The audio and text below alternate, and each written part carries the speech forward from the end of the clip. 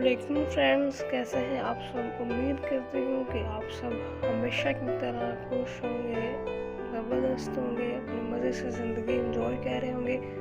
तो चलें, आज की हम वीडियो में लेके आए हैं जर्मन शेफर्ड। इस डॉग ने 9 बच्चे पैदा किए हैं, 9 पपीज़ को। तो आइए चलिए देखते हैं इसके प्यारे प्यारे छोटे छोटे नन्हे मुन्ने बच्चे।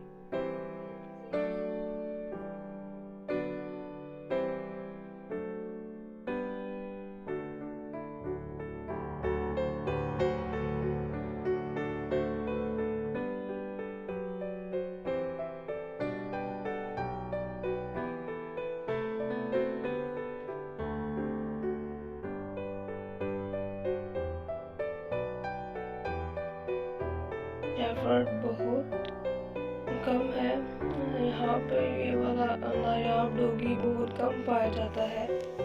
हम लोग बहुत लकी हैं कि हमारे पास ये वाला डॉग है। अगर आपको भी चाहिए तो आप कमेंट करके ज़रूर बताइएगा। जिसके कमेंट बहुत अच्छे आएंगे, 1-2 दिन उसको हम लोग ये पप्पी देंगे।